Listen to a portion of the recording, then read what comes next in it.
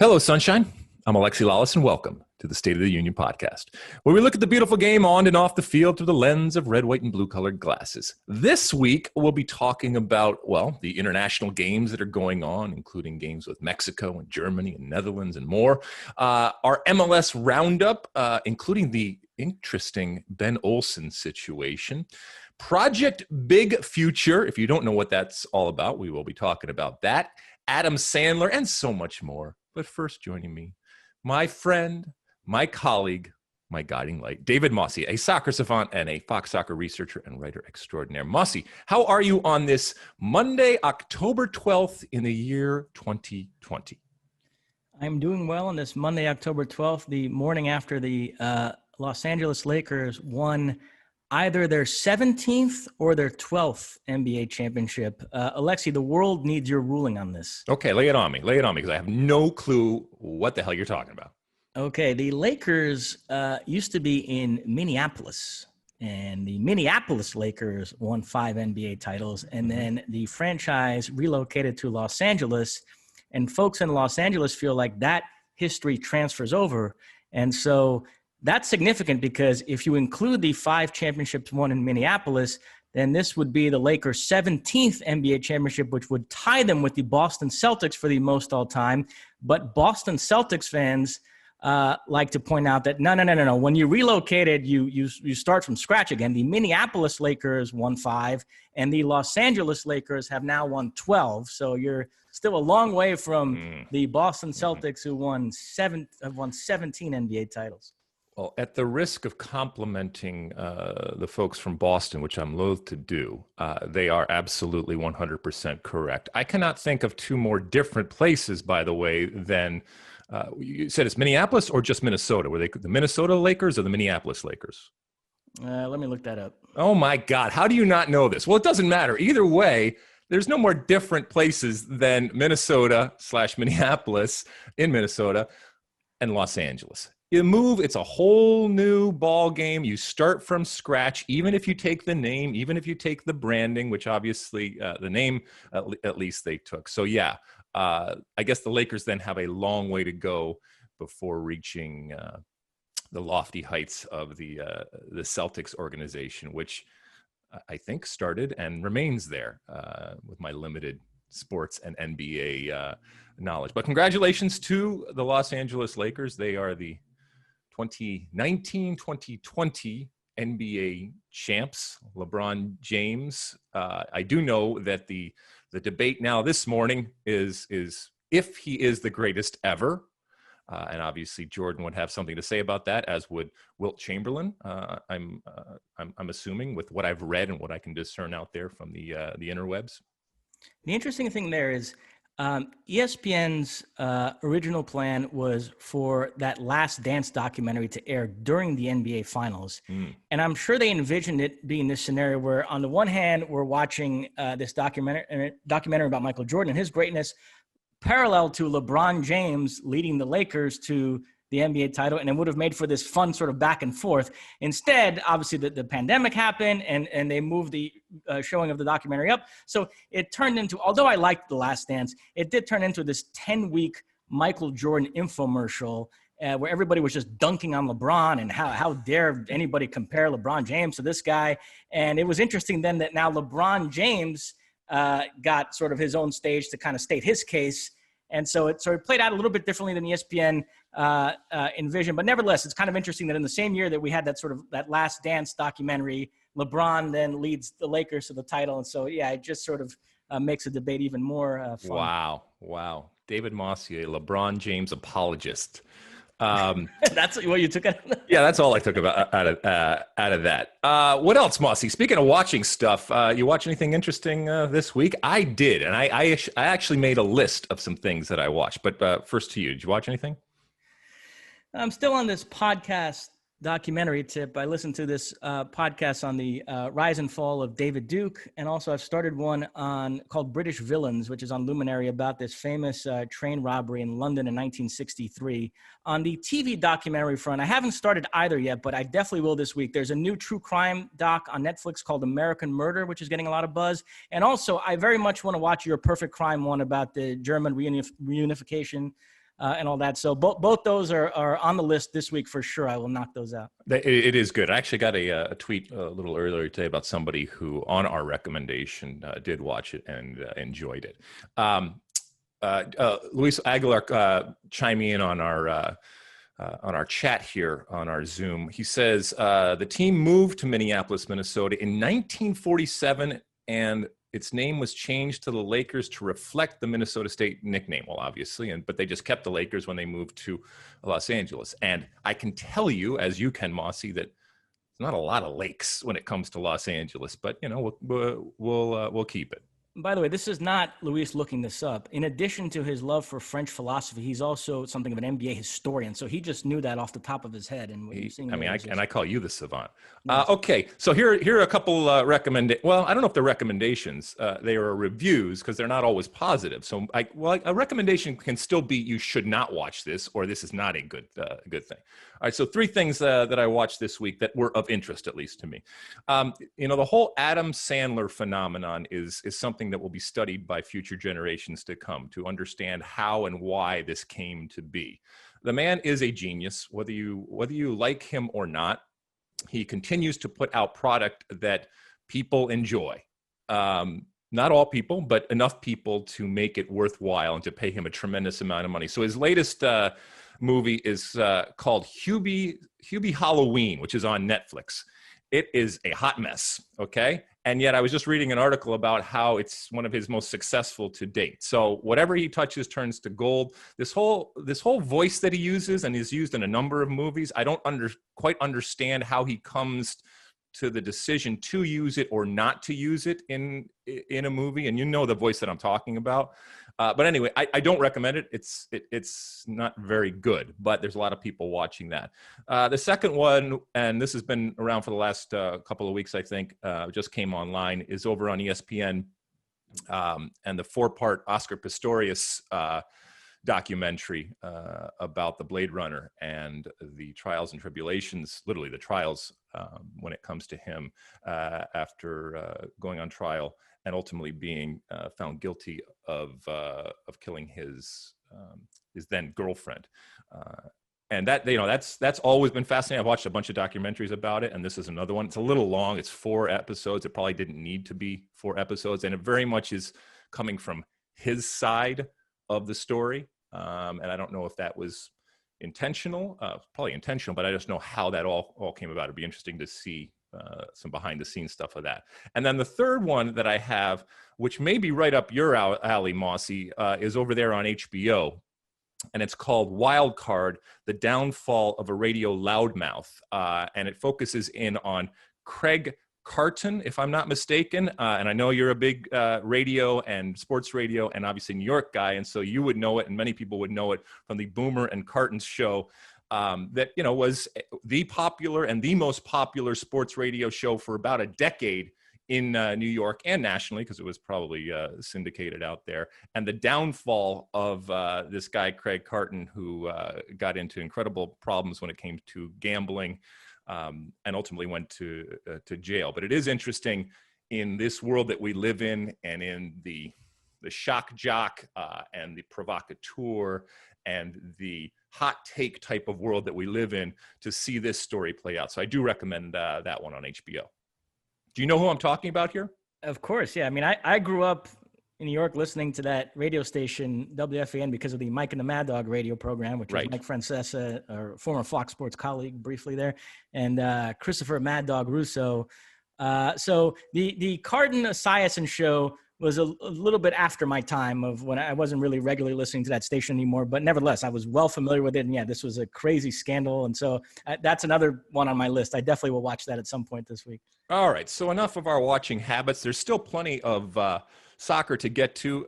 We are in the midst of an international break, but just because it's a break, it just means the break from the club and league schedule. But the soccer goes on, plenty of international stuff to dig our teeth in, which is where we are going to start, including actual games, not just friendlies, but actual games that mean something and have significance when you talk about the UEFA Nations League and that kind of stuff. Mosse, there's so much. I don't know where to start. Where would you like to dig in? Why don't we start in Europe? Okay. Where there were 2 different things going on. Euro qualifying still, and also the Nations League. And as far as Euro qualifying, just to remind people what's going on there, the tournament, which was supposed to take place this past summer, has been postponed to next summer. It will feature 24 teams. 20 have already qualified via sort of a conventional qualification process in which they divide everybody up into 10 groups, and the top 2 in each group qualified. And then a host of other teams, based on their placement in the Nations League, then advance to this qualification playoff to determine the last 4 participants in the Euros. And so that's what's going on right now. And sort of a couple of big headlines there.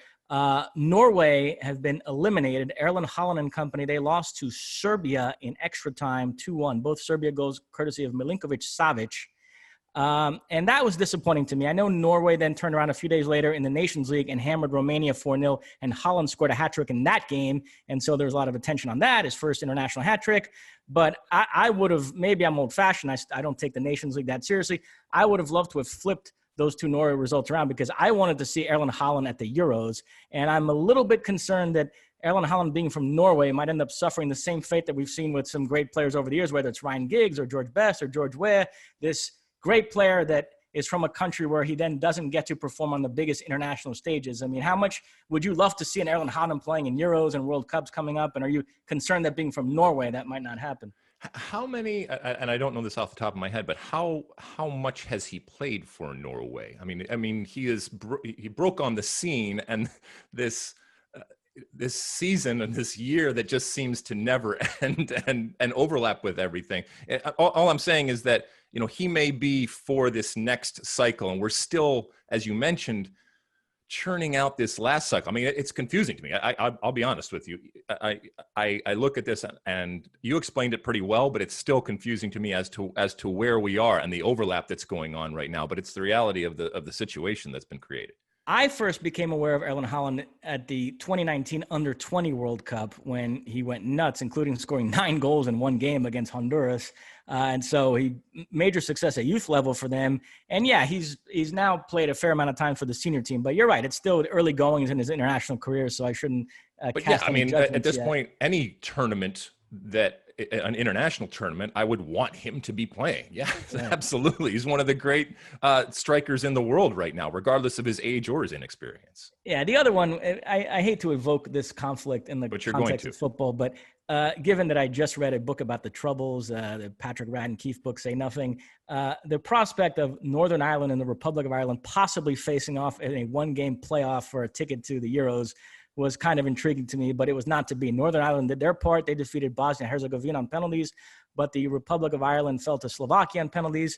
So the 4 matchups that are left, Alexi, these are all one-off games that are going to take place in November to determine the last 4 teams at the Euros. It's going to be Hungary, Iceland, and Budapest, Northern Ireland against Slovakia in Belfast.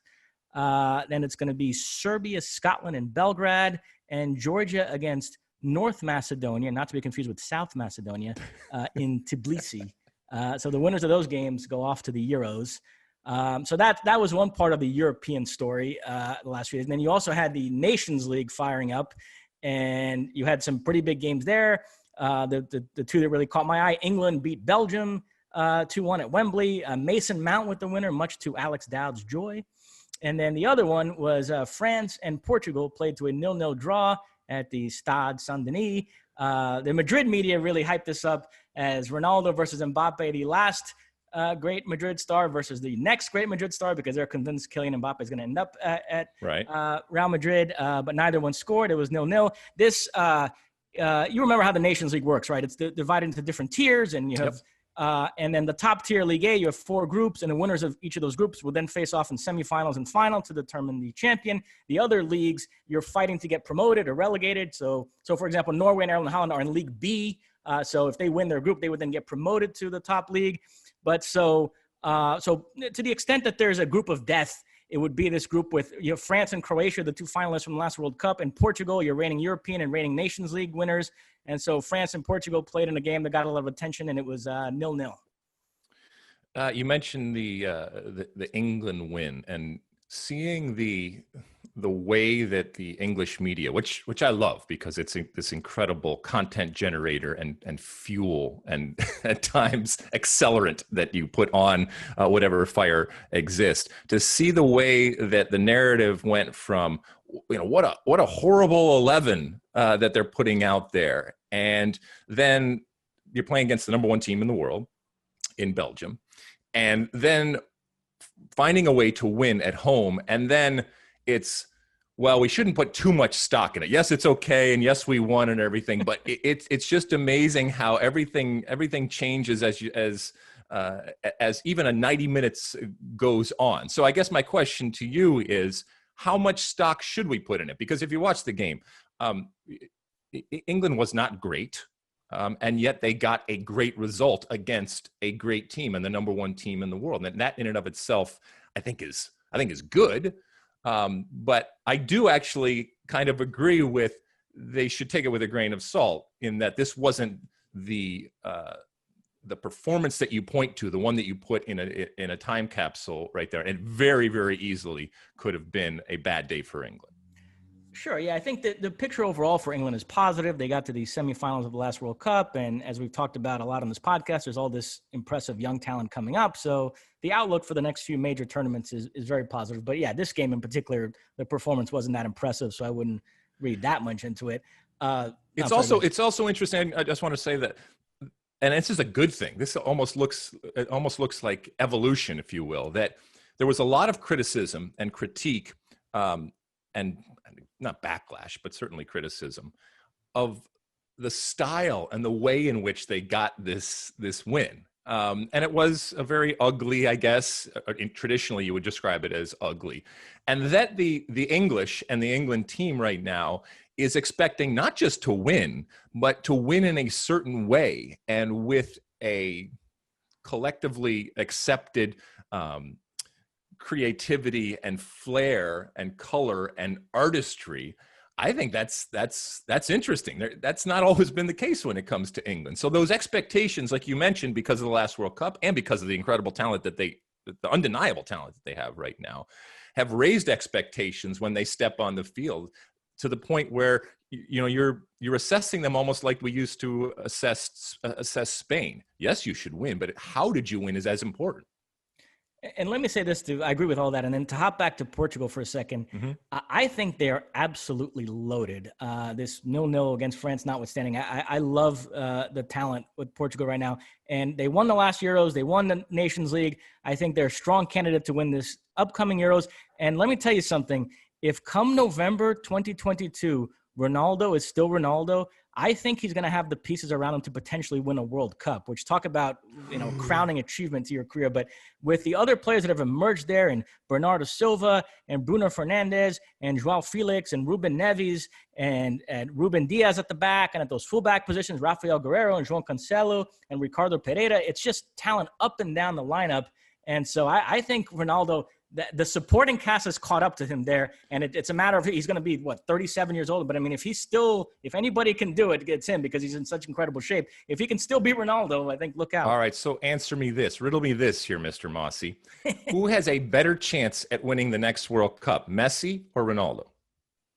I would say Ronaldo, which is quite a hot take given the pedigree of those respective nations. Now that has changed. I mean, look, Portugal's always been a good team, but certainly of the last 10 years, and look, winning the Euros is great, but there has been much more of an agreement out there that Messi has more talent around him than Portugal. But definitely, I looked at the Portugal game the other day, and there were times when I was saying, this is not the old Portugal where it was just kind of figure it out and there's talent, but it's just really not together, or it's all about Cristiano Ronaldo. That's not the case at all. So I completely agree with you that this is a much improved Portugal team. And can you imagine in the eternal and evergreen debate between Messi and Ronaldo, if Ronaldo finds a way to win a World Cup? Oh my God. Now, and actually, you bringing up Messi is the perfect segue to South American qualifiers, which I want to get to as well. Because those. Okay, but then let's go back to Mexico, because they were obviously playing in Europe. But let's go back to the Mexico-Netherlands friendly game that happened. and kind of we'll circle back to CONCACAF because that is important. So all right, so hit us up with some South American qualifying that's going on. They're not messing around down there. Well, no. So the South American World Cup qualifiers, which I know people love, they started up, and Argentina defeated Ecuador 1-0 at La Bombonera. Messi with the only goal from the penalty spot. And I know we've grown accustomed to empty stadiums, but this was a type of game where people were really bemoaning, you know, how great it would have been at a packed Bombonera to have Messi scoring for Argentina in a World Cup qualifier. The other results: Uruguay beat Chile 2-1, Paraguay and Peru 2-2. Colombia hammered Venezuela 3-0, and then Brazil hammered Bolivia 5-0. A couple of sort of big picture takes here. Although South American qualifying tends to be very competitive, I think there's some separation here between the top four and everybody else. I don't see any way around Brazil, Argentina, Uruguay, and Colombia getting the 4 automatic spots. I mean, it might not be in that order I just said, but I think those are clearly the 4. And then you're just wondering who's going to get that 5th to go to intercontinental playoff, which Peru got it last time. Chile feel like kind of a spent force to me. It feels like they're trying to squeeze every last drop out of a golden generation because they don't have much coming up behind them. But still, you got to throw them in the mix, Ecuador, Paraguay maybe. So we'll see. I think that's kind of where we're at generally, South America wise. But the big talking point, I mean, I'm going to be like the 5 millionth person to make this point the last few days, but I think it's a point worth making, is that for the first time in his career, it feels like Messi is more comfortable playing for Argentina than Barcelona. Argentina has now become a refuge from the dysfunction at Barcelona, which is quite the turning of the tables from the way it's been for the rest of his career up to this point. But yeah, I think it's true. You know, it's funny. Argentina, at the start of the cycle, they couldn't get anybody to manage that team. So they gave the job to this Scaloni on an interim basis. He was basically nothing more than their Dave Saracen, just kind of hold down the fort until we get a real coach. They couldn't find anybody before the Copa America. So they said, okay, you can manage that tournament as well. And something happened there where the players really liked him, and Messi really took to him, and Messi assumed a real leadership position there. And it was decided, like, no, let's keep this guy in charge. So they gave him the job permanently. And there's all of a sudden a really harmonious feel about Argentina under Scaloni. And you juxtapose that with what's going on at Barcelona. So it's kind of interesting how the tables have turned for Messi here in terms of the whole club versus country dynamic. Do you think it's more based on the lack of confusion that we often used to associate with the Argentine Federation? Because in the past, it was, you know, when Messi stepped on that plane to go play with Argentina, he was actually taking a step down in terms of the quality and talent surrounding him. And you know, look, Barcelona certainly has gone through a transition here and is going through something right now, but there's still plenty of talent that he's surrounded. Has that also flipped in that, do you think when he goes to Argentina now, he's surrounded by more talent than when he's playing at Barcelona? No, I wouldn't go that far. Okay. I think Argentina are still in kind of a process of transition themselves, and I don't see overwhelming talent there either.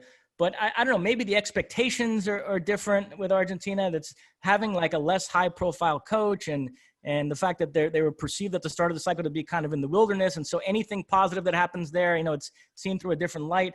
And yeah, I mean, I don't know. I think it probably has more to do with what's going on at Barcelona than what's going on with Argentina. But nevertheless, like, there was this overriding sense the last few days that Messi was probably welcomed getting away from Barcelona and going to play for Argentina, which is kind of pretty big contrast from the way it's been in the past. Wow. All right. Anything else down there? You want to head up to CONCACAF here? Yeah. No, we can go. Okay. So, I mean, the big news from a CONCACAF perspective, especially in a break where the United States is not playing, and we'll talk about that in a second, is that Mexico went over to Europe during this break and not only played well, but ended up beating the Netherlands. The Netherlands, certainly a team that is stocked and has been in a perennial type of favorite when it comes to the game, and they beat them in Holland. So huge feather in the cap for Tata Martino and El Tri right now, which we know are our major competitors, and that the U.S. wasn't playing only made it stand out that much more. In watching the game, Tecatito was really good. In general, I think Mexico certainly held their own, and it was certainly a deserved type of performance. And on the other side, when it comes to Frank de Boer right now, not winning either of the games and not scoring, with the amount of talent that the Dutch have is inexcusable right now. And I don't think he's going anywhere, but it certainly is not off to a great start when it comes to the De Boer era for the Netherlands. Yeah, this was a battle of former Atlanta United coaches with Tata Martino on one side, Frank de Boer on the other. And Frank de Boer doesn't need to worry, because if he gets fired from this job, he'll get hired by Real Madrid. Or I mean, I've never seen a guy who's able to fall up more than he does. I mean, we can spend a second on that before we transition to Mexico. Listen, I know he was a legendary player there and a successful coach with Ajax. So in the Netherlands, the opinion of him, I'm sure, is still overall positive. But I mean, have they not paid attention to the last 5 years or so?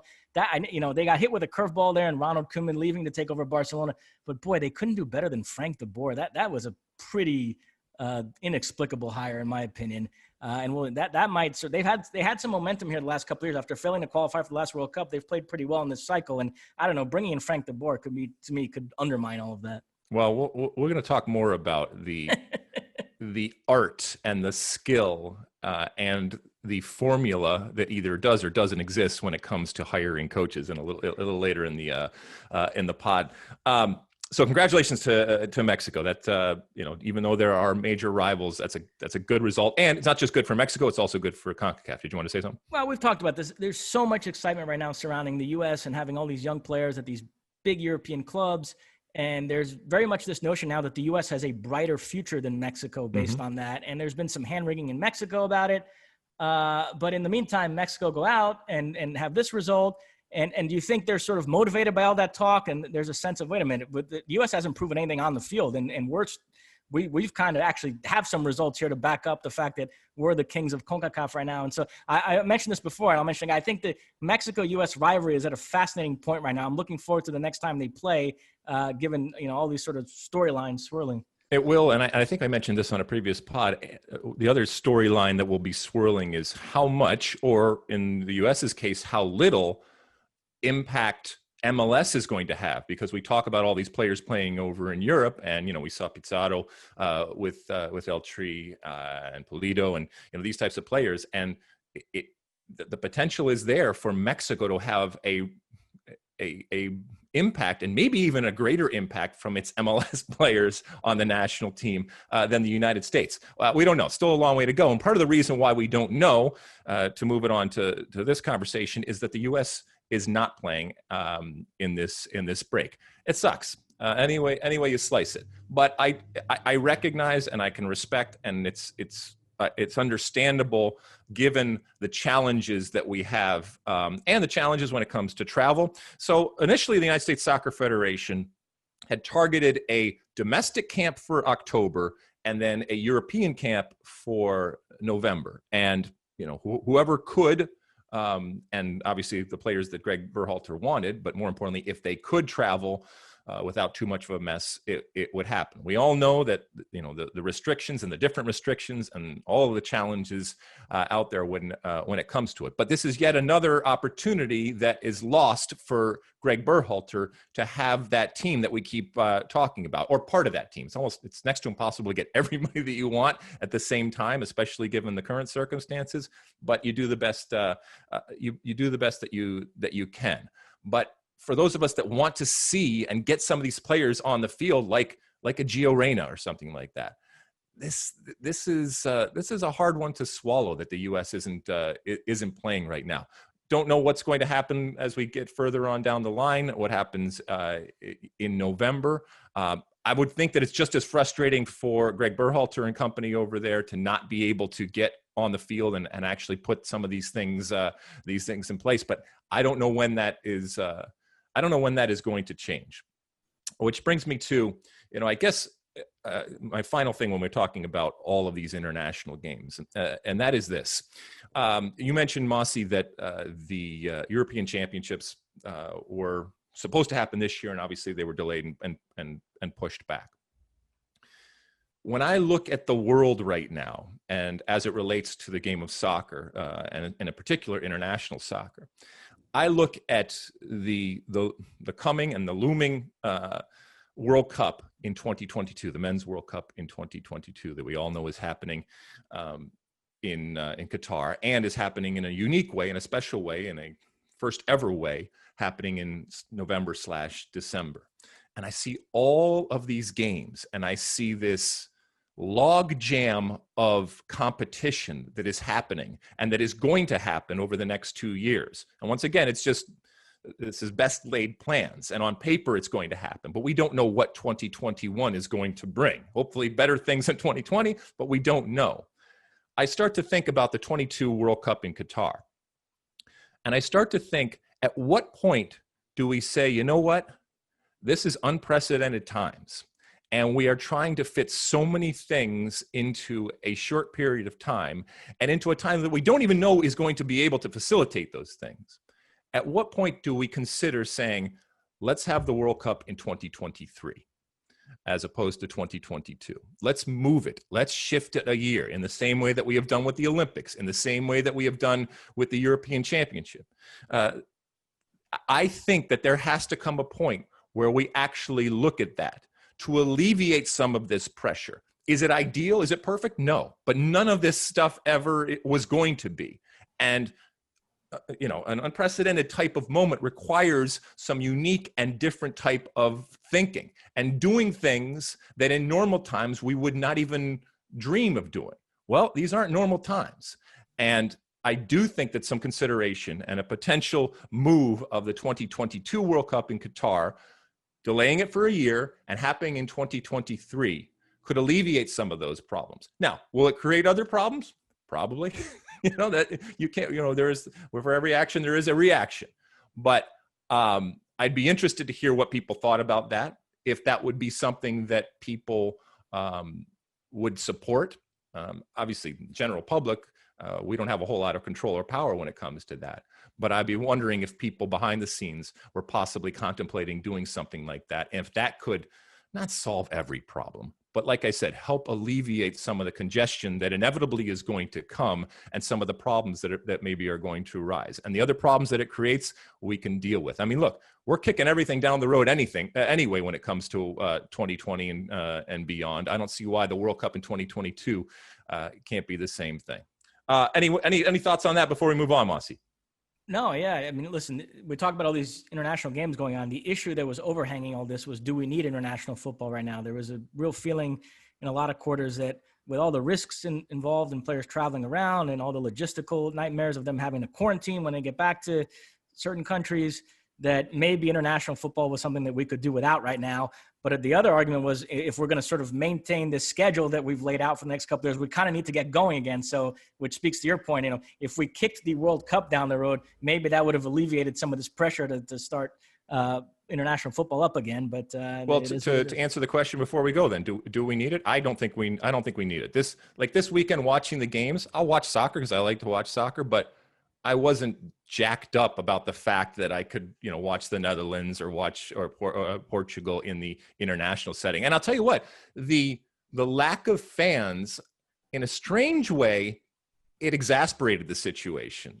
And that shouldn't happen if I think about it, because the tribalism of clubs and the experiences and the surroundings that we associate with clubs somehow take on added meaning. And yet when it comes to the international game, and certainly there's some wonderful things you mentioned, Argentina and different places where there's a celebration, but I don't know, maybe the pride that one feels of stepping on the field or watching your team step on the field and represent your country, because you're not in that stadium, you don't have those, that experience. It did nothing for me. It was just guys running around in shirts. It wasn't players representing countries anymore. I don't know if you had the same experience, but I don't know when that's going to change either. So, all right, Mosse, anything else? That's it. All right, we're going to take a little break here. And when we come back, we'll be talking Major League Soccer, all sorts of stuff happening on and off the field when it comes to Major League Soccer. So don't go anywhere. We'll take a little short break here and come right back with that. All right, moving on. All right, we're back, and we're going to dive into our MLS Roundup. All sorts of stuff happening. MLS, we were talking in the previous segment about the international break and everything that's going on. As we know, MLS just drives headfirst right on through the international breaks and continues to play. There is a a business reality and certainly a business consideration that has been in place for a number of years. There's only so many dates, and certainly in a year like 2020, when even fewer dates have been available, from a pure business and financial perspective, teams can ill afford to take those times off, and they don't, which means that you're getting a lot of teams that are missing, and even teams that are stripped bare when it comes to the quality and talent that you have. So a lot of inexperienced players, a lot of younger players playing, and teams looking very, very different than they would in normal circumstances. Players are off with their international teams, and they will be subjected to whatever restrictions that the leagues and the local states and areas have when they come back. And so not only are they missing games that they're just away from, but when it comes to quarantine, when they return to the country, they're going to have to miss additional games. So not ideal from a talent perspective, but also I would never want to stand in the way of a player representing their country. And so it comes with the territory, as does playing through these international breaks, which meant that we had plenty of action. But the big story for me was the Ben Olsen situation. Ben Olsen, for those that don't know, a DC United legend when it came to being a player, part of that organization. I think he came a couple years into the organization, and he's been a part ever since. There was a stat out there, and I apologize if I'm not for not citing who put this out, but and it might have just been MLS, that Ben Olsen was involved either on the field as a player or off the field as a coach for DC United in 70+% of the games that they have played in their entire history, which is amazing. That in and of itself shows you that he is DC United. He was fired, and he was fired after 10 years at the helm. And it's not been a raring and roaring type of success when it comes to Ben Olsen. As a matter of fact, when you look at Ben Olsen's 10 years, there are points that, had anybody been in that position of head coach that didn't have the name of Ben Olsen, they would have been gone a long, long time ago. Never has a coach been given such benefit of the doubt and such a long leash. All of that is to say is that, Ben Olsen was a rarity and something that doesn't exist. The next coach right now that you would look to right now would be a Peter Vermes. But even in the modern game right now, it just doesn't happen that coaches stay for very long. And there's good and bad when it comes to something like that. When I look at Ben Olsen, he took over with 4 or 5 months of assistant coach experience. He had no resume. He had no background. And in a day and age where we talk so much about privilege and opportunity or inequity or inequality, Ben Olsen had no business being named the head coach of DC United from a pure CV and resume type of standpoint. There are men and women, and lots of them, that had so much more experience. Ben Olsen was not the best person for the job at the time. But he was there. As I said, he was a club legend. And good for Ben Olsen, all right, for making the best of that opportunity. And we talk about timing, and we talk about circumstances, and we talk about connections, and we talk about using what is at your disposal to be successful. And that's what he did. And how he got there, to be quite honest, to him is irrelevant. That he got there and he was able to stay there for 10 years is pretty incredible. But now the question is, where does DC United go from here? And there will be plenty of people that come for the job, plenty with incredible backgrounds and resumes, because it is a valuable job. But it is also a team that is not one of the elites right now. And by all accounts, is not going to change that anytime soon. So you're going to be able to only have so much to work with. I saw our good friend over in DC, Stephen Goff, wrote an article today about Jill Ellis, the now former coach for the U.S. women's national team, two-time winning World Cup coach right now, as a potential candidate for that. I think that DC United, like any team that's looking at a coach like Jill Ellis or a Pep Guardiola or a Zinedine Zidane, whose reputation and credibility is based almost entirely on having the best teams and the best players, DC United is going to have to look at someone like Jill Ellis if that's part of the pool of candidates, and say, well, is Jill Ellis a great coach, or is Jill Ellis a great coach because she's had the best players and the best teams going forward? I just think it's an amazing moment right now for DC United. And I think this next hire will be incredibly important to kind of show where they want to go. And the Ben Olsen type of scenario, I think it's done. I don't think that happens anymore in the sport. And I don't know if that's a good or a bad thing, but it's just, it's archaic at this point right now. So we'll see who ends up getting hired there. And as I said before, there were plenty of times along the way. And Ben Olsen will be the first person to tell you that there were times where any other person would have gotten fired. And he found a way to dig himself out of problems. He found a way when things looked really, really bad to turn the ship around and find a way to change the thinking when it came to if they were going to make a change or not. They continue to be a mediocre to bad team in Major League Soccer right now. And I don't know if that's going to change anytime soon. To be fair, there are plenty of injuries when it comes to DC United this year. But everybody has injuries and everybody has things that they can complain about. Mosse, anything on Ben Olsen before we dive into some other stuff? Yeah, Brian Strauss wrote a really good column about this. And he sort of took DC United to task for not celebrating their history more. And Bruce Arena has said the same thing. Bruce Arena said, when you walk into Audi Field, you ought to be seeing Marco Echeverri and Jaime Moreno's jerseys and all sorts of banners hung up to commemorate all their success. And instead, they've kind of turned their back on their past. And the point that Brian Strauss made was that Ben Olsen was sort of the last link to that, the last remnant of the glory days of this franchise. And now that he's gone, DC United truly are in danger of becoming just another MLS franchise that sort of gets lost in the pile with everybody else. And you having, played in those initial years of the league, I mean, what DC United once upon a time represented in MLS. Yep. And is it kind of sad to see that we're sitting here now and DC United don't really mean much of anything anymore? There's a whole generation of younger MLS fans who probably view DC United as just kind of a throwaway franchise that's not really that significant.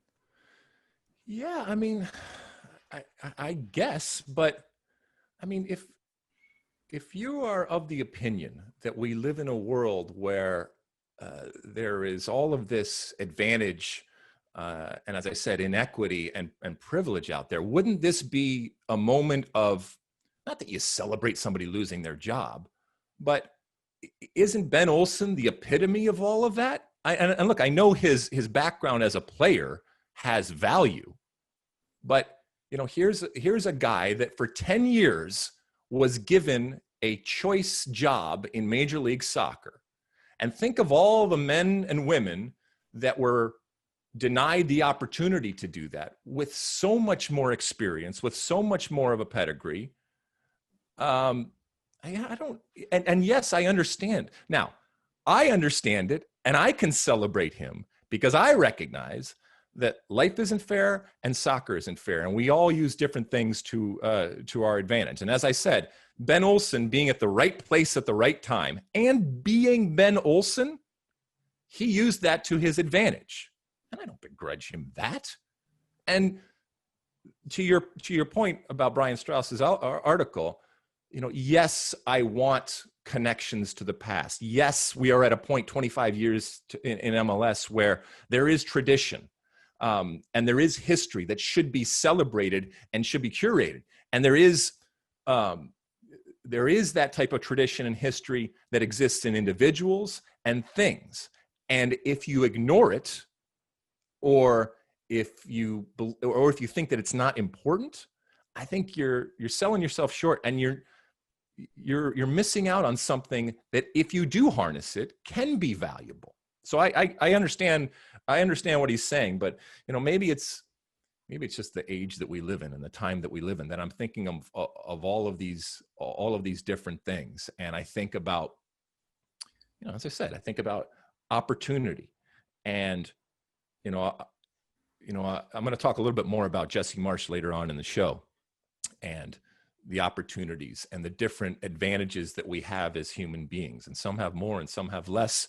And the desire, and the honorable type of desire to try to make things equal to the extent that we can, and whether that's even possible going forward. So anyway, that's the way that I'm thinking about this DC United thing right now. As I said, I will be interested, unlike the Red Bulls, which named a new coach, where there is an identity and there's that family right now. DC United's not like that. And so it will be kind of open up to a whole lot more when it comes to the list of coaches that I think that they are going to consider. But now, we follow it much more closely as to how teams are going about picking their coaches, and are they doing it correctly, and what were the criteria, and who was on the list and who wasn't on the list, and why weren't these people involved, and why were these people involved. And I'm not saying that's a bad or a good thing, but there's a whole lot more scrutiny on how people are going about their job. And ultimately, whoever it is, whether it's Jill Ellis or anybody else, you got to win. And you have to do better. And you're going to have to do it better with a team that, at least the way that they've acted over the last 10 years, is not one that is going to compete with the elites of Major League Soccer. Notwithstanding signing Wayne Rooney and something like that, but they are not on the level of spending as other teams. So I don't know if that's going to change going forward. All right, Mosse, what else stood out to you when it comes to MLS? Seattle keeps doesn't keep chugging along. They come into Los Angeles last night, and this is such a strange league. I say all the time, if I ever find the man or woman that can consistently and correctly predict Major League Soccer, just in normal times, let alone in 2020, I will social distance, but I will let them know how in awe I am of them, because it's such a difficult league to predict. Seattle cruising along. They come down to play LAFC. LA decimated by injuries, making 2 substitutes in the first 15 minutes. They have players gone on international duty. Obviously, the MVP of the league, and Carlos Vela. Who knows when he's ever going to start playing soccer again? And they go and they beat Seattle, and it's such an MLS type of result. Now, Seattle's a very, very good team, and they will continue to be a good team. And I know they didn't have Rui Diaz, but still, it's just so difficult to predict this league right now. The New England Revolution go into NYCFC, and Bruce Arena fields a team that is, I think, 10 of the 11 players are players who went the college path, which we know is the path to doom. And yet they go into New York and at Yankee Stadium and beat NYCFC. There's so much craziness going on. You got Inter Miami that are finally winning, and Higuain. Well, not the Higuain brothers, because Federico is now down, been traded down to Miami right now. That will be interesting to see how that all plays out. Two very, very good players, and certainly one of them with much more experience than the other when it comes to MLS. Although Gonzalo Higuain's free kick was something to behold, as was Nicolas Lodero's free kick last night. So some wonderful goals and some head-scratching type of results. But has Miami turned the corner, you think, Mosse? Well, they've won 2 in a row. But Alex Dowd let us know when we started taping this podcast that, in his view, a winning streak begins at 3. You have to win Okay. 3 straight for it to be considered a winning streak. And Alex Dowd, he has a staunch rule about that. I mean, he said he will not budge on that. So in his view, Inter Miami still are not in the midst of a winning streak. They've merely won 2 games in a row. But yeah, the LAFC result really got my attention. You know, we usually with LAFC, it's about playing beautiful soccer. But in this case, given the circumstances that you mentioned, they really had to grind it out, and they did. So give them credit for that. And then, you know, the 2 other teams that I think we need to highlight are Portland and Toronto. Portland hammered San Jose 3-0. They've won 5 straight. They're now level on points with Seattle atop the Western Conference. They had a dip right after the MLS is back tournament, and also they suffered the loss of Sebastian Blanco and took a minute to kind of adjust to playing without him, but they seem to have gotten their mojo back again. There's a guy, Mike Boom, who's tweeted us a couple of times in the last few days asking us if Portland are legitimate title contenders, and neither you or I ever get back to him, but I'll say it here on the pod. Hopefully he's listening. Absolutely, I think Portland are legitimate MLS Cup contenders. And then over in the East, Toronto, which continues to roll. They beat Cincinnati 1-0. They've won 5 straight. They've now moved into first place, leapfrogging Columbus. And Alejandro Pozuelo has emerged as something of an MVP favorite here. I don't know if you agree with that, but that I've seen that a lot in different places. So yeah, I think, you know, Portland and Toronto really impressing me. And yeah, I don't read that much into Seattle's defeat. I would still obviously put them up there too. So if you're looking for 2 or 3 teams here that are kind of standing out ahead of the pack right now, I'd say it's Seattle and Portland in the West and Toronto in the East. And, you know, then you got Columbus and Philadelphia, you know, just there. And certainly their fans would tell you that they should be more than just there. You know, we started off the pod today talking about the Lakers winning the NBA championship.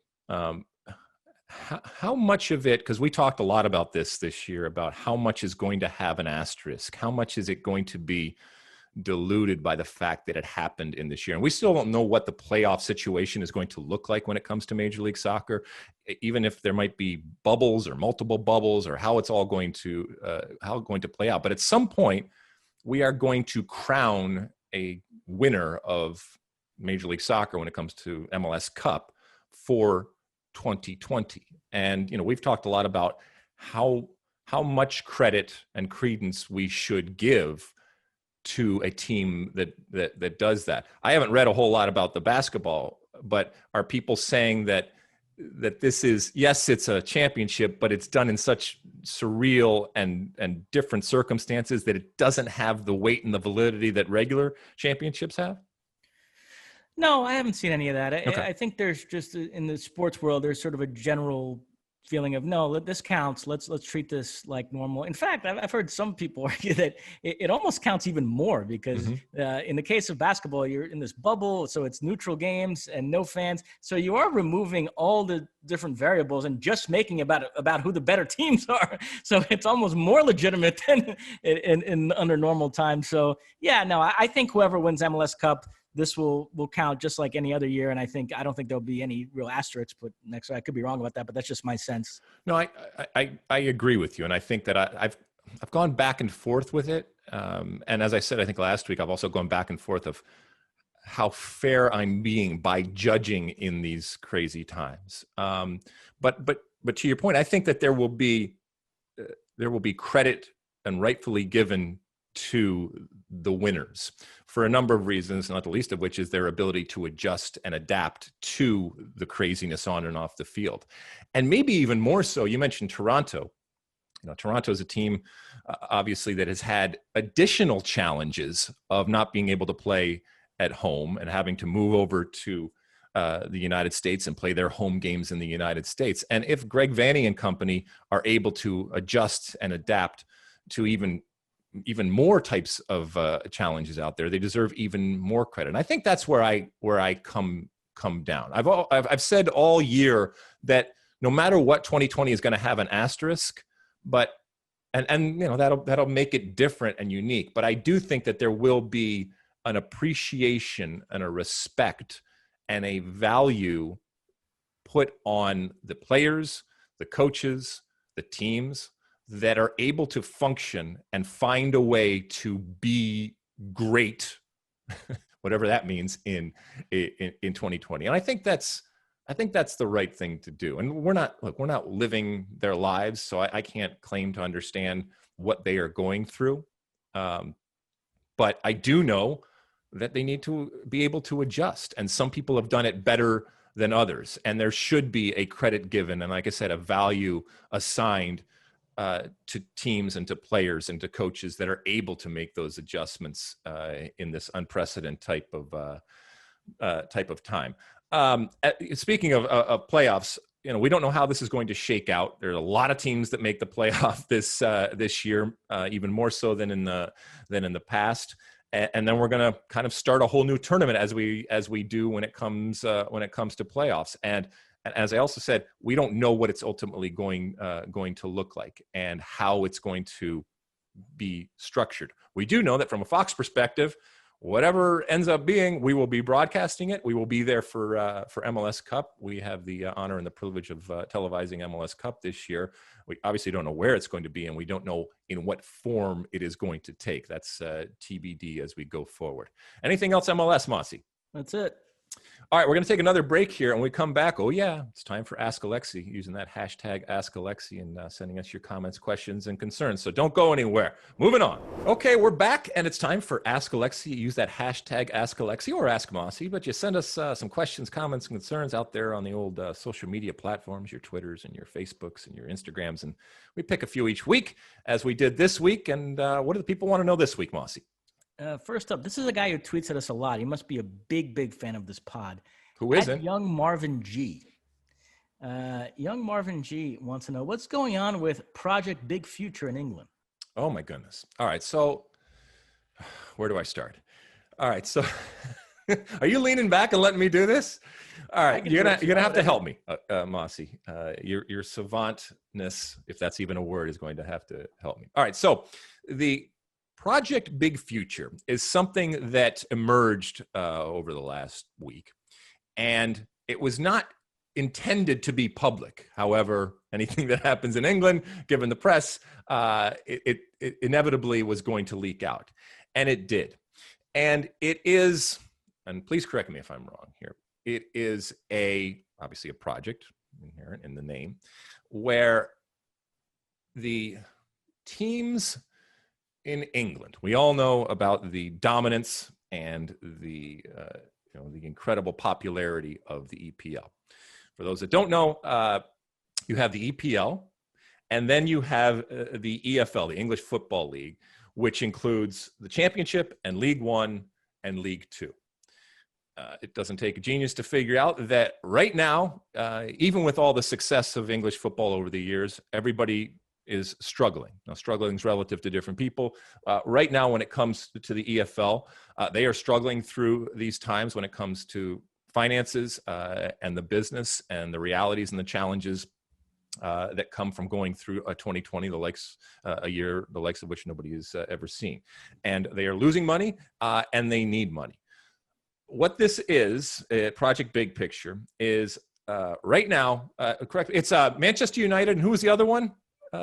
Liverpool. So obviously two very, very big teams, super clubs, got together. Some would say colluded, but they got together and they discussed the potential and the possibility of making some major changes. Now, we've talked about this before when it comes to the Super League or getting rid of relegation or things like that, and having the haves versus the have-nots, and having the haves who want to control things and mitigate risk and make more money do some things to have that happen.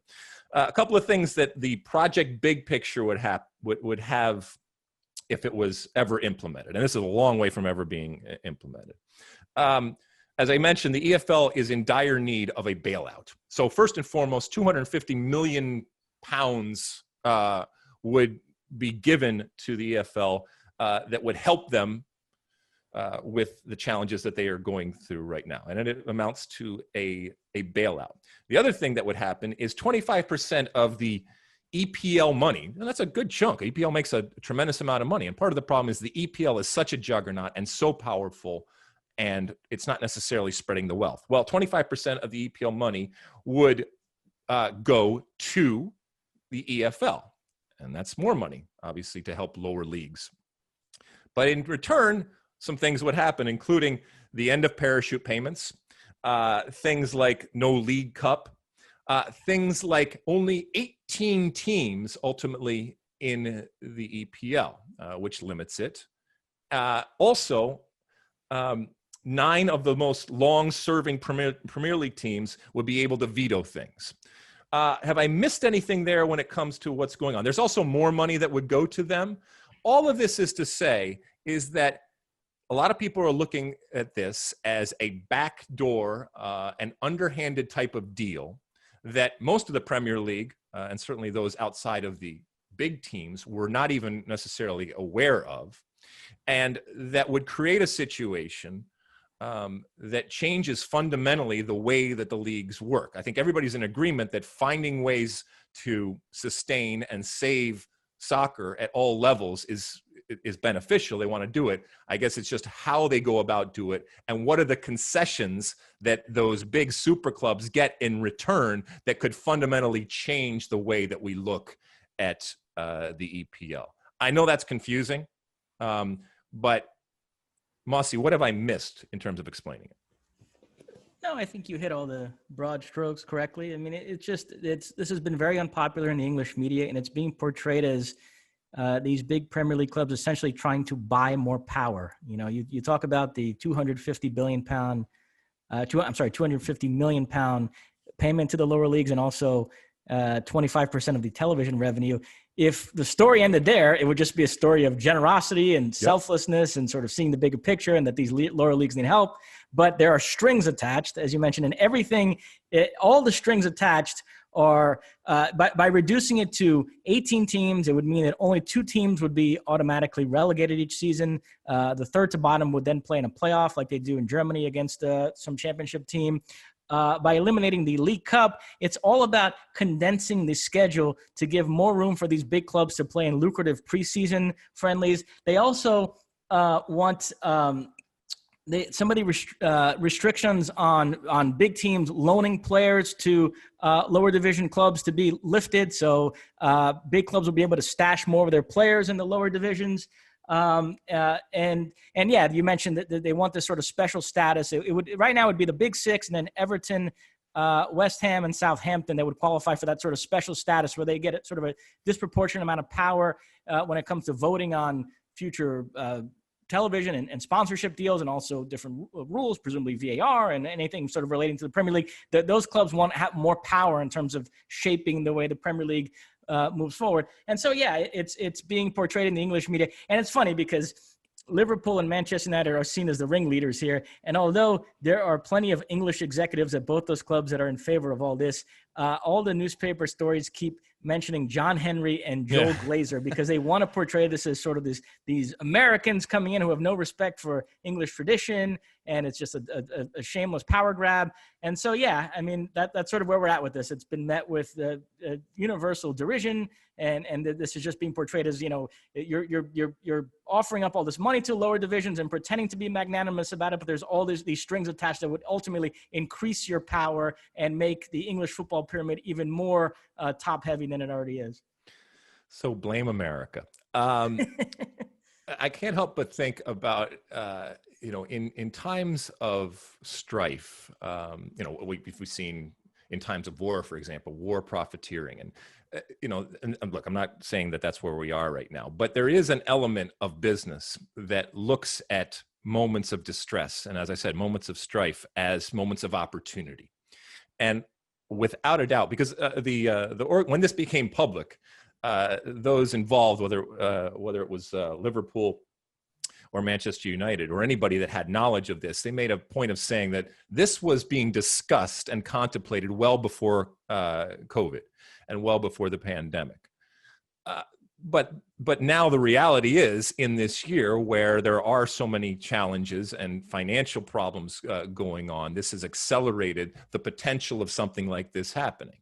And to your point, Mosse, I think that there are those, and once again, there's the separation between the haves and the have-nots.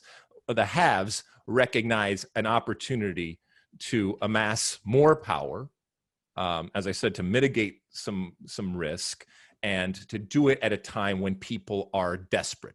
Now, there are those that will look at that as, you know, a horrible preying upon vulnerable people at the worst possible time. And there are others that will look at it simply as, this is business. And if the finances are such that, the EFL needs money in order to survive, they're going to have to get it somewhere.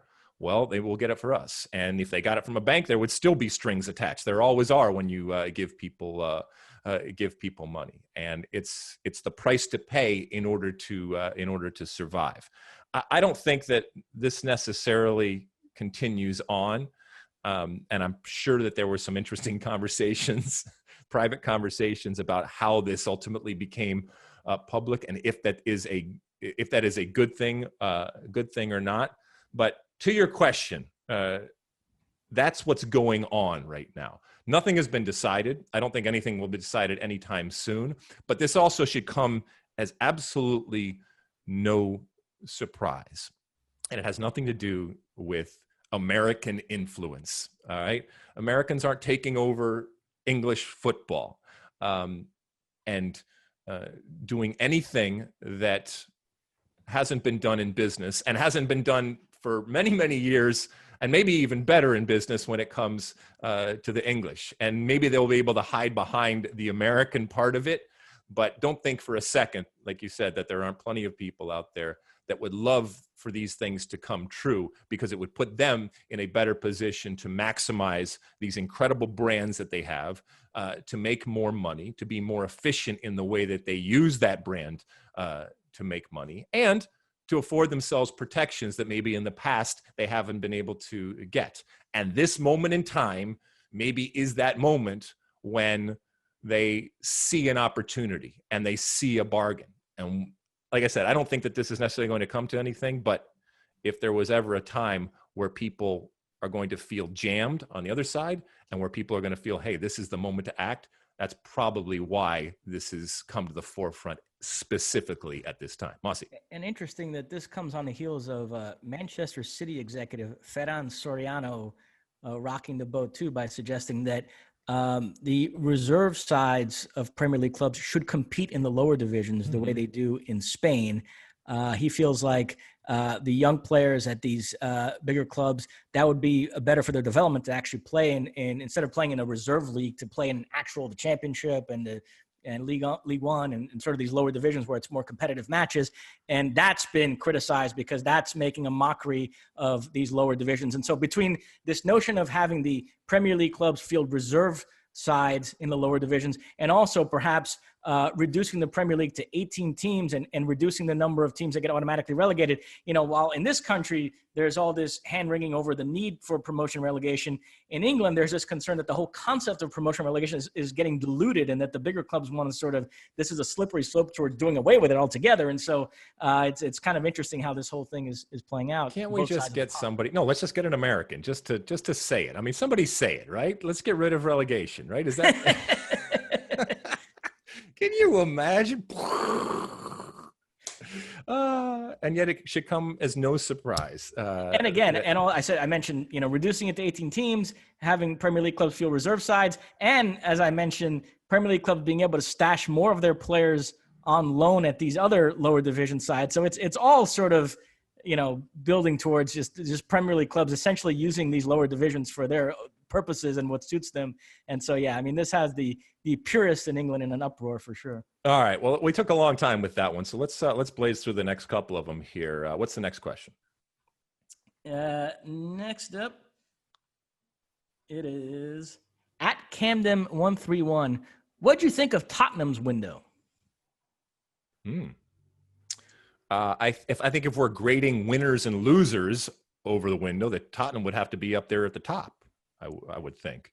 And as we said last week, they still have bullets in the belt in the form of Bale. I saw him training actually this morning and banging in goals. So, Jose Mourinho must be just walking into training every day with a pep in his step, if you will, right now. So yeah, I mean, I don't know who else should you put on that echelon up there on top? Anybody else? It's funny. Alex Dowd cannot let go of transfer talk. He loves it. We've talked so much about the transfer market the last 2 weeks, but he still felt like there was some, cleaning up to be done here as far as I guess because we didn't explicitly talk about Chelsea or winners and losers.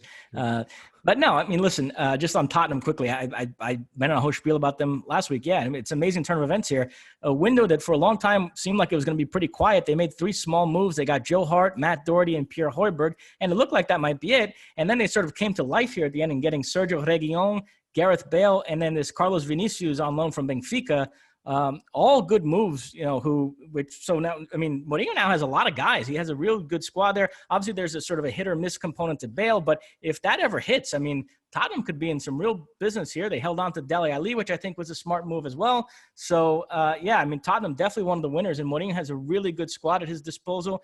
A couple of lingering things that I didn't mention last week. Amidst all the doom and gloom at Manchester United over their transfer window, this Uruguayan teenager they signed, Facundo Pellistri from Peñarol, is very, very good. Now, he's only 18, so I don't know if he's going to be able to help Solskjaer, but if he's a guy that if in 2-3 years from now he blossoms into a top player, we might look back at this window a little bit differently and say, oh, that's the window they got him, so maybe it wasn't so bad. So he's a very talented player who looked like he was on his way to Lyon, and then Manchester United sort of hijacked that deal. So that's actually a pretty good one that they deserve credit for. And actually, Tim Vickery has written about this guy a lot because he essentially replaced Brian Rodriguez when he got sold to LAFC. So here, Peñarol, they develop Brian Rodriguez and then sell him to LAFC, and then immediately comes another talented teenager. He gets sold to Manchester United now. So Vickery has talked about this as sort of the assembly line nature of contemporary South American football. It's sort of on display. AC Milan is another club I haven't mentioned the last couple of weeks that's worth noting. They made a couple of really good moves in this window, getting Brahim Diaz and Sandro Tonali, 2 very good young players, and they're off to a good start in Serie A. So AC Milan is a club that I think is kind of back on track again and heading in the right direction. But yeah, as far as just big picture of this transfer window, if I had to highlight 5 deals that really caught my attention that I think are the 5 most notable deals of this transfer window, it would be James Rodriguez, who, I mean, has just transformed that club. I mean, that's looking like the best deal of this whole window. Luis Suarez, and whether Diego Simeone is going to be able to get the most out of him, we'll see. But I still think Atletico Madrid getting Luis Suarez for free from Barcelona is an incredible move for them. Liverpool signing Thiago for the amount they did, I think it was an absolute bargain and a move they needed to make to kind of freshen up that squad. I would highlight Timo Werner, going to Chelsea for the amount that he did. He took advantage of a relatively low buyout clause for a player of his caliber. And so getting Werner for the money they did, I think, is a very good move for Chelsea. And then Leroy Sané going to Bayern Munich for the amount that he did. It was roughly 50 million euros, which I know is a lot, but he was worth twice that much the previous summer when they were trying to get him. And then he had that injury, and between that and the pandemic, his value came down, and they were able to get a player who, if he stays healthy, is going to demolish the Bundesliga this season. So those would be the 5 deals, if I had to pick them out, that really stood out for me. Yeah, but I mean, obviously we're early days, so we don't know how these are all going to play out. Going back to the question, which had to do with Spurs, and I'll finish it here with you. You mentioned that you thought that keeping Dele Alli was a good thing. What in your mind says that, other than there wasn't a good deal to be had? Why doesn't Dele Alli just become the next Metzeruzel type of situation? I think, there was so much hype around him that because he's fallen short of that hype, we tend to look at him feel disappointment, but he's still a good player that's worth keeping around and having in the mix, and on his day can still help you win games. So, unless you got a really appealing offer for him, I still think keeping him around it was the smart move for Tottenham.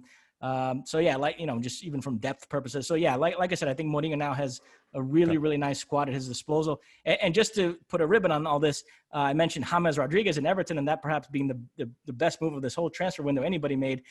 They now play this upcoming weekend Liverpool, which is the marquee game in the Premier League. So I can't wait. That's going to be the acid test for James, and we'll see if he can lift Everton to a win over Liverpool, which those have been hard to come by in the last several years. Nice. All right, we got one more, right? Yep. Oh, what do you got? We'll end on this. The Smiths, 1986. We've seen an influx of American players hit European leagues. Do you expect managers to soon follow suit? No. I think that at this moment, that's still a bridge too far.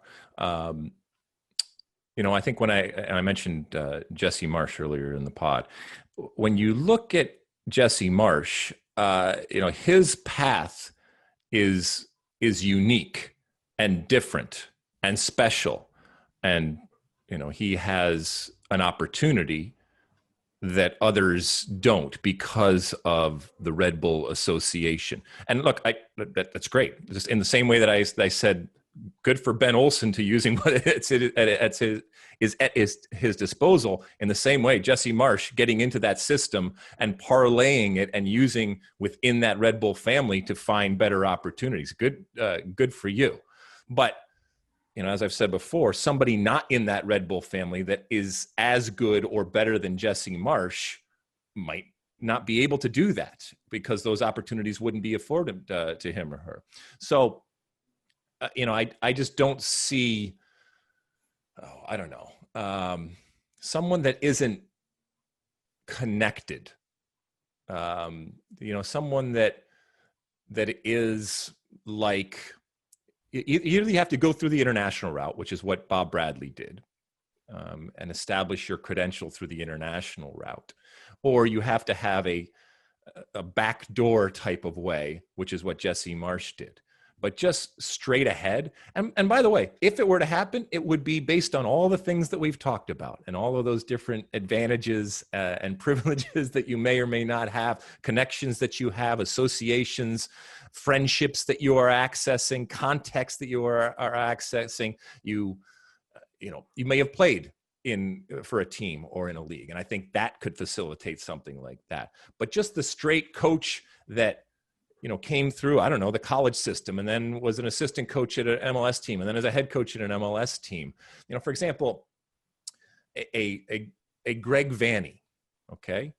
Greg Vanney's a great coach, just happens to be American. I know he's coaching in Canada right now for an MLS team, but he's a great coach. But he's not going to be looked at as a great coach in the international market. I'm not talking about international teams. I'm just talking about the international market. When a team in Europe says, we have an opening, in a normal circumstance, you would look at Greg Vanney and say, that's definitely a candidate. But I don't think that he is going to garner that type of value and attention that he should. And once again, it might not be fair, but it's the way the world is and works right now. And we're working to change it and change perception. And there will be those that are able to break through whatever means they have at their disposal. But I would not expect to see the way that we have seen players do it. I would not expect that to be mirrored in the coaching type of situations, unless, as I said, there are extenuating circumstances and differentiating type of circumstances when it comes to the individual coaches that we're talking about. As I said, relationships, context, history. And that's sometimes all that you have. And that's what you use to gain an advantage out there. And there's nothing wrong with that. As I said, with Ben Olsen or anybody else, I don't begrudge them using those opportunities. I've been afforded them, and I have used them in my past because of my history, because of my contacts, and because of my connections. And I don't think people should be vilified for using that. But it does mean that the reality is that there are those that may be of equal or even better quality that won't get those opportunities because they don't have those advantages. Some of them are inherent, and some of them are cultivated over time. And so, no, I don't see that happening anytime soon. I hope so, because I think the soccer world in general would benefit, as would those individuals, for having those types of experiences. Anything else, Mosse? That's it. We come to the end of yet another State of the Union pod. And at the end of each and every pod, I give you my one for the road. And this one, it's sad on the surface, but it also is happy in that it's a celebration. And for those that pay attention, and many people did, Eddie Van Halen passed away. For those that know anything about me, am heavily involved in music and have been since I was a kid. I've played in, I can't even remember how many bands, and certainly grew up in the 70s and 80s, where Van Halen was such a huge part of my music world. When Eddie Van Halen's been sick for a while, so while it shouldn't be a surprise that he passed away, it hit me hard. It hit a lot of people harder than I think it would. And I reached out to guitarists that I've had in bands because I know how important he was. And here was an obvious genius and a guitar god who fundamentally changed the way that we think about the guitar and that we literally play the guitar. And if he did nothing else, he would be remembered and revered for that. And yet he did so much more, because Eddie Van Halen is so much more than a guitarist for me in the way that I look at Eddie Van Halen. He is first and foremost an incredible songwriter. And while he is, one of the architects of one of the greatest rock bands and hard rock bands in history, at his soul, he is a pop music producer. And the songs that he produced, the reason why they are so memorable, because at their core, they are pop that everybody can sing. And his pop sensibilities were incredible. And as incredible as his proficiency and his technique and his innovative way of playing the guitar. And that he was able to meld this sound that we had never heard before into close to perfect pop songs. That's where the genius for me lays with Eddie Van Halen. And it was sad. As I said, he had been sick, so it wasn't necessarily a surprise, but it was still sad nonetheless, because I know how important he is, how important he was. And when I think back of how important Van Halen was to me and how much of a huge part Eddie Van Halen was for that music, it fills me with sadness that he's gone, but it also, fills me with an incredible thanks that he left us with this treasure trove of music that will stand the test of time.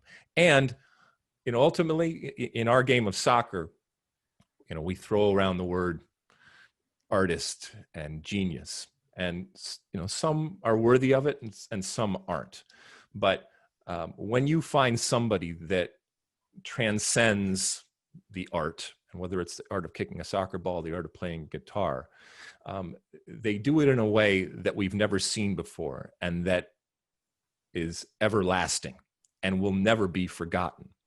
And there are very few in the world of soccer that live up to that type of definition, and we would put on the pedestal and the equal when it comes to the music world of someone like Eddie Van Halen. And so when those people leave us, it goes without saying that we should take a moment and pause and thank them for everything that they have done and the way that they have changed the way that we love this art, whether this art is a sport or whether this art is something like music. So thank you, Eddie Van Halen, for everything that you have done and for the way that you have changed the way that we listen, the way that we play